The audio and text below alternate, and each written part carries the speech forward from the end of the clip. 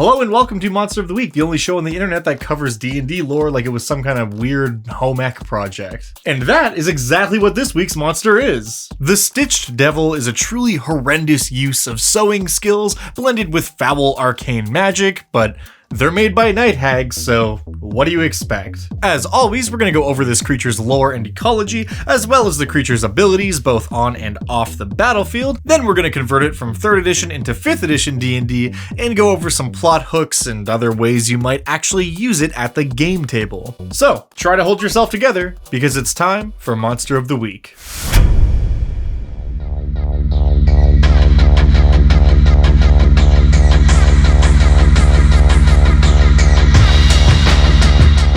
Stitched Devils made their one and only appearance in the Monster Manual 5 for Dungeons & Dragons 3rd edition, released in July of 2007.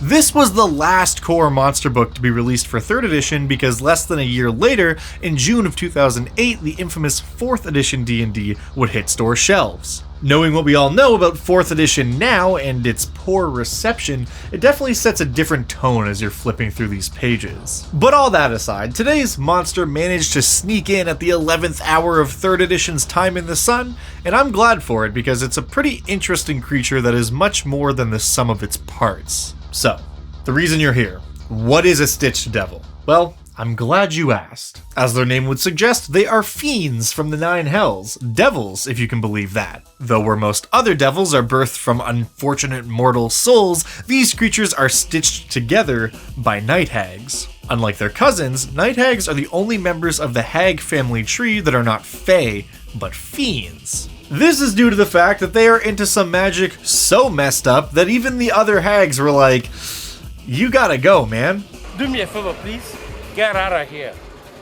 Get out of here, man! So instead of the Feywild, they make their home in Hades. And in Hades, the night hags have actually carved out a nice little niche for themselves as soulmongers. They excel at stealing souls from mortal creatures and then of course trading said souls as currency to the devils of the 9. Think of it as a fiendish version of American Pickers. We are rolling large, man. Frankie and I are freestyling, and we're looking for a place to rock up on. Now, they trade these souls for all kinds of different stuff, but something they are always on the lookout for is body parts. Specifically, the body parts from slain devils. Devil corpses are tough to come by for several reasons. For one, if a devil is killed anywhere other than its home, it doesn't leave a body behind, it instead disappears in a puff of smoke and respawns back in hell. So in order to leave behind a body, it must be in the 9 hells when it dies. Secondly, because of the nature of battle in a place like the 9 hells, often there isn't much left of the deceased fiend.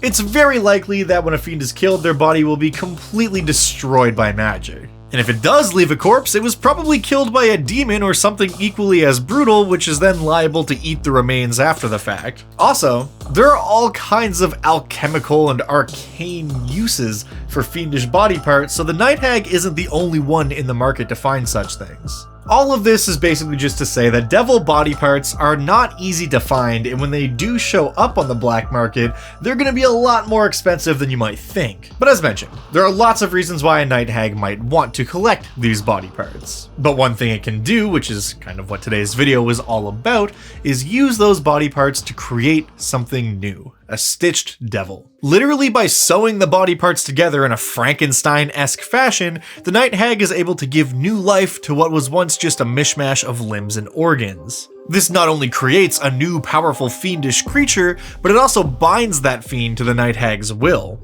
And what follows after the Stitched Devil's creation is one of the most disturbing and most hag things I've ever seen in D&D. See, Stitched Devils are constantly in a tremendous amount of pain. This likely has something to do with the fact that their body is held together by magic thread, but they are a creature that should not be, and they know it. And the primary motivator of the Stitched Devil is that pain, or rather, the desire to be free from it. So a good night hag is going to be promising her Stitched Devil pets that she can cure their pain in order to ensure their cooperation. Some night hags will literally dole out soothing magic as a way to keep their creation loyal, convincing them that only the night hag has the means to alleviate their constant agony. And that is super fucked up. In some cases, they don't even dole out the soothing magic, they just use the promise of it to keep the Stitched Devils on the payroll, essentially, because even if they don't actually do anything for them, it's not like they can just leave. In such cases, a Stitched Devil is likely to seek out other means, such as death,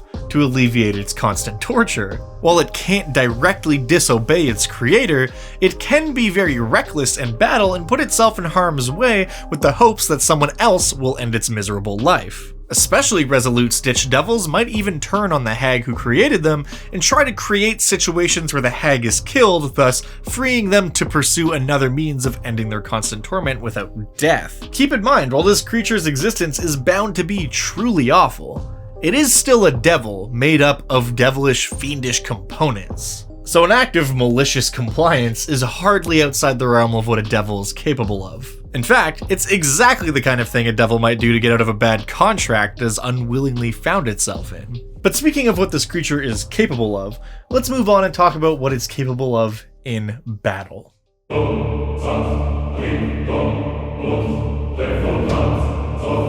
Stitched Devils are horrifying enemies to face in battle. Not only are they a ghoulish representation of a fiend, which is already a pretty scary classification of monster to be up against in the first place, the constant state of pain causes them to fight like berserkers with little care for self-preservation. As far as physical attacks go, the original 3.5 stat block gave them a bite and claw attacks, but I felt like we could do something a little bit more interesting here. The creature in my 5th edition conversion still has its bite attack, which I feel is pretty self-explanatory, but I split its 2 claw attacks into 2 distinct melee actions. Because I figured most of the time, this thing's gonna have 2 mismatched arms, right? So let's assume that it has one massive limb meant for crushing, stolen from a beefy devil, and one slender clawed limb meant for slicing. To reflect that on my stat block, you'll see that instead of the claw attacks, it has a crush and slash attack. The crush attack deals 2d6 bludgeoning damage and has a chance to knock the target prone, while the slash deals slashing damage and rolls 2d8, meaning it's a bit more dangerous. But the most dangerous thing about this creature by far is its pain aura. As a magical being, they are gifted with a sort of empathetic bond between them and anyone else nearby.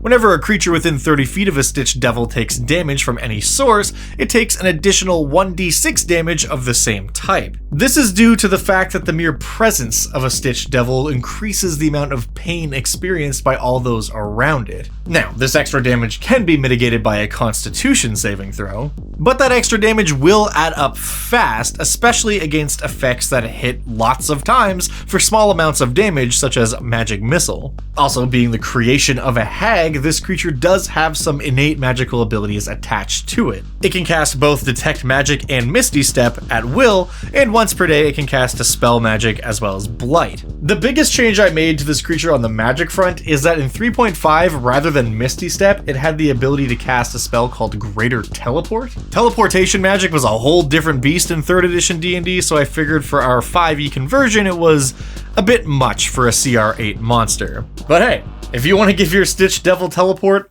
by all means. And honestly, that's kind of the beauty of this monster, is that because of the weird history behind how they're created, each one can be as similar or as different as you want it to be. I would think of this stat block as sort of a base version of what a Stitched Devil is often likely going to turn out as. But maybe a hag in your world is fond of attaching the stinging tail from bone devils to her creations. Or perhaps a particularly successful hag has managed to get parts from some truly massive devils and has created a huge version of this monster. Or, on the flip side, maybe they've used parts from imps to create little winged devils. There's a lot you could do here, and we are talking about hags, so incorporating some weird out-of-the-box ideas is definitely not above what a hag is typically gonna do. Because I mean, theoretically, they could have a complete corpse that they chop up and then re-stitch back together, and the creature would look kind of the same way it did when it was alive, except it would now be all strung together with this magic binding thread,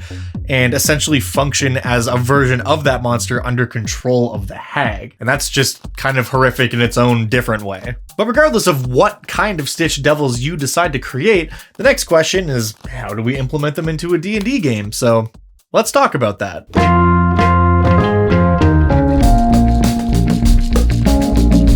hags are known schemers, and certainly not above manipulating other powerful creatures. And maybe it's just me, but I feel like a particularly ambitious night hag might go about creating some of those corpses herself. But if she were to just waltz into the nine hells and start picking off devils here and there, eventually someone would take notice, and you really don't want to get noticed by anything living in the nine hells. However, if, say, she was able to create a situation that resulted in lots of devil corpses being left behind that could in no way be traced back to her, that's a different story. See, there's this eternal battle raging at the borders of the nine hells and the abyss between the demons and devils. It's been raging for eons, and the history of said war is so long and bloody, it's deserving of its own video. It's called the Blood War for a reason. But all you really need to know is that the aptly named blood war between demons and devils is a thing, and it often results in battles so massive in scale it's impossible for a human to imagine. So if a night hag were to, say, open up a rift between the abyss, home of the demons, and the nine hells, home of the devils, thus forcing the devils to defend themselves and creating a lot of corpses in the process, that night hag could very likely collect a tremendous amount of body parts from the battlefield between waves of demons pouring through the portal. Now, of course, the devils would be extraordinarily pissed about this, but that's only a problem for her if they know that she's the one who opened the rift in the first place. And an adventuring party could fit into this plot in a lot of different ways. Maybe they're helping the hag because she's promised them something of value in return. After all, why do they care about a bunch of dead devils? Or maybe they're helping the devils out for the same reason. There could be multiple portals opening up all over the nine hells, and the party has been tasked with tracing down the origin of what's causing these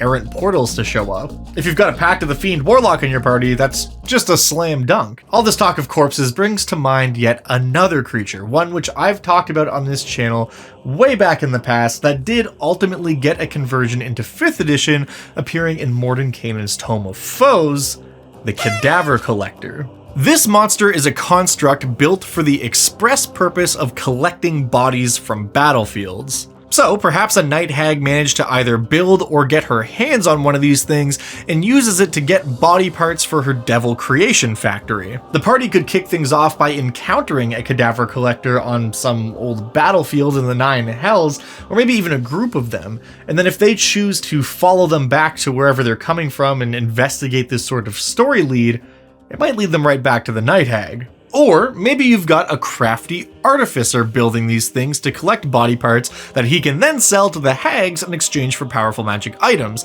or maybe even soul coins that he can then trade with the devils for all kinds of neat stuff. All I'm saying is if you're planning on running a game that heavily features venture capitalism, the Devil Corpse Black Market of Avernus is a great place to start. And I mean, there's also nothing that says the creator has to be a night hag. Night hags are just the ones who invented the process, but they very well could have sold the secrets to a mortal willing to pay a good price. Probably their soul. Or better yet, perhaps the secret was stolen from the night hags by a wizard intent on making their own creations. Maybe your adventuring party is tasked with stealing the secret formula from the hags and the weirdest heist in hell ever seen. And then this wizard intends to use the secret formula as a jumping off point for their own research into making stitch devils out of mortal body parts. I mean, sure, flesh golems already exist, but this would be something more. Something sentient, something with a life force attached to it, and something truly horrific. Or maybe the party simply finds themselves aligned with the plight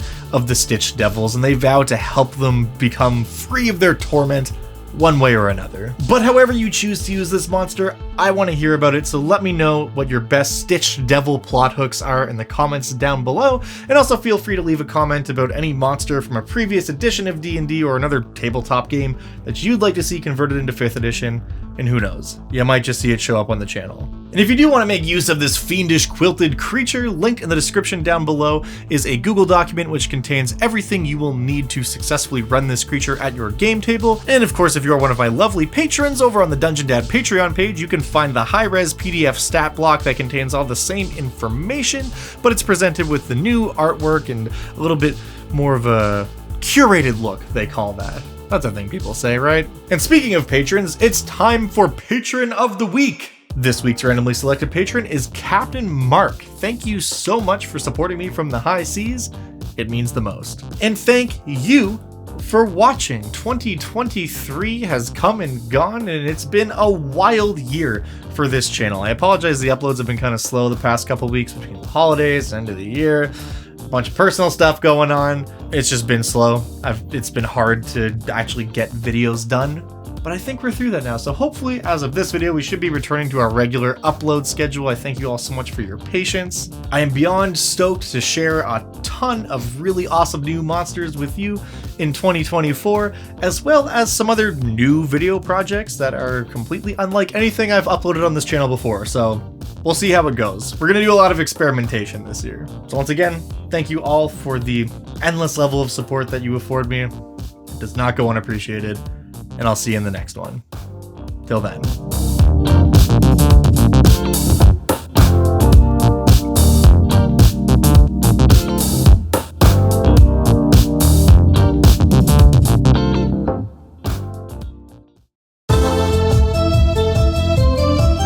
Being the god of metallic dragons sure must get lonely. But is Bahamut truly the only member of his kind? Ancient rumors tell of others that could be his kin. Next episode, Platinum Dragons. Tune in next time for lots more fan service.